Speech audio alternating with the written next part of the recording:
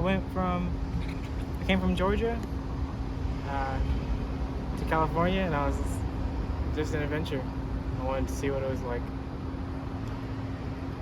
I moved here in March, so ever since March I've been just traveling around.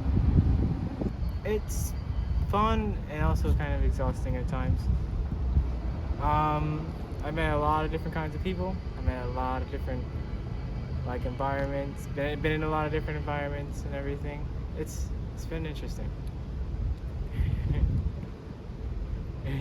Yeah, interesting.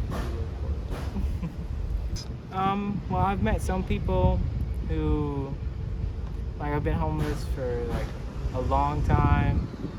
I'm only just reaching 7 months to a year, and there are people who know exactly how to live while they're homeless, and then there are people who don't, and there are OGs and OGs and OGs. It's I just found myself I can walk through a lot of different kinds of crowds now. Before I would only really talk to college kids and stuff, but then I moved. Then I started meeting these really interesting old people. They were cool, but they also had their way of living already. I was like, why not, change it or whatever. I went to college for a bit, yeah. Because I didn't go to college for a bit. I have a goal. I wanted to be, I'm going to be a teacher one day. I don't know when or how, but I'm going to be a teacher one day. And it's just gone through a rough patch. I manifested this when I was a kid. I was like, I'm gonna be homeless when I'm a kid. When I grow up, because I was already homeless when I was a kid. So now I just gotta figure out a way to, stop being homeless and integrate myself back into society. Right now I write a lot. I always write. Scrapbooks, stuff like that. Ever since I've been homeless, I've been making a lot of scrapbooks. Because you find a bunch of stuff that you can put into a book, oh, this was my journey here. This is just for LA. This is the one I found for LA. It was food. When I was in Oakland, California, there was all these different food places you could go just to get a meal for breakfast or lunch and everything. LA, you have to really look in order to find where the food is. It's kind of annoying, but it works. It's all about perspective. All about the way you see the world. Some people are really pessimistic and they don't have much. But I find when you don't have much, it's better to be optimistic. It's better to be yeah, this is a positive thing. Even if something bad might happen, it's better to still be this is all right. That and moral philosophy. That's what I learned in college. The fact that caring about people is important. Especially when you're the one who needs to be cared, who needs help. It just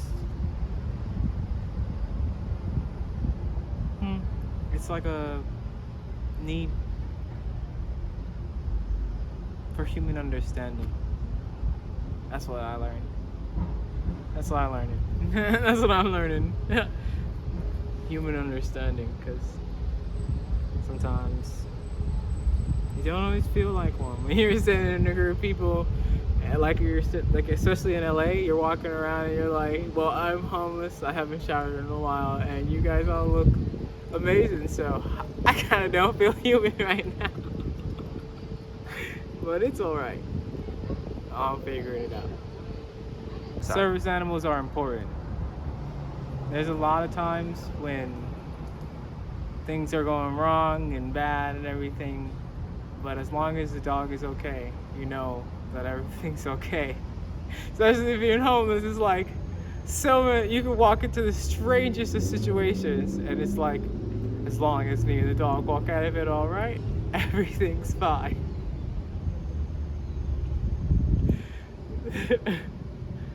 Yeah, that's seriously it. That's the most important message I have.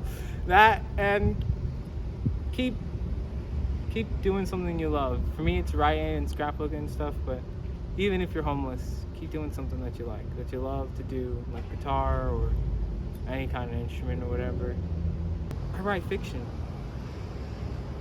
and I like realistic fiction, and I guess some might say anime physics or anime fiction, because it can be technically turned into a drawing story.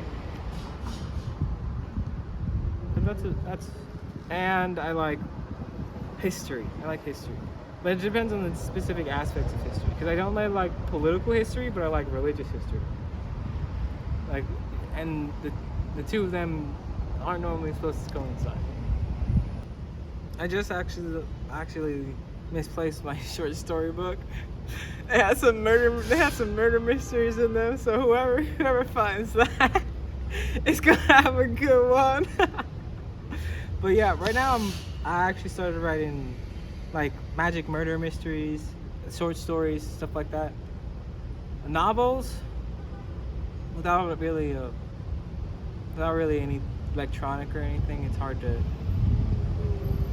keep the novel idea together unless I put like a chapter and then I write a little bit in another chapter, stuff like that.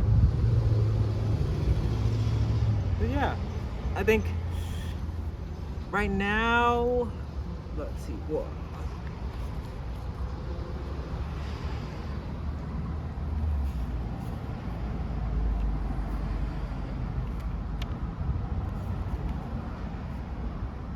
It's really like a character building. Because I just found out that you can mix the zodiacal signs with Luciferianism. Well, I didn't just find out. I'm just putting it together. That you can mix each one of the zodiacal signs are one of the 12 archetypes in Aleister Crowley's Cycle of Persona, which was cool. It was just cool to figure out. And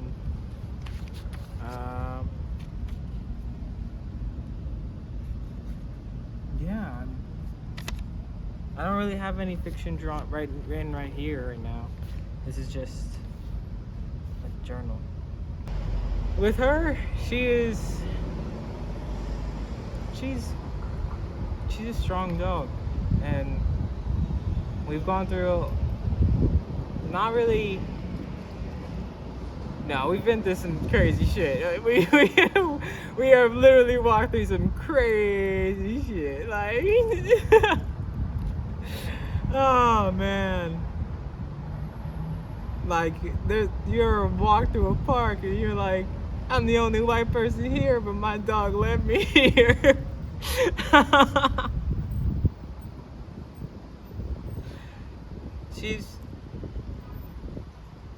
Honestly, it's better to think about what she needs, because if she needs it, I probably need it too.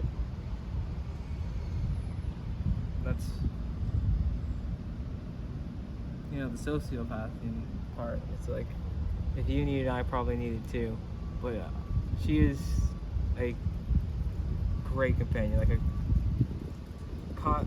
the constant love and affection that they give you when you're on the streets is like, because you don't get it from a lot of people, not like you're not able to shower and stuff, but your dog will still come up and lick your face. Like Nephilim, she'll still come up and lick my face and say, I love you, even when we've been walking for this heat wave for like almost an hour,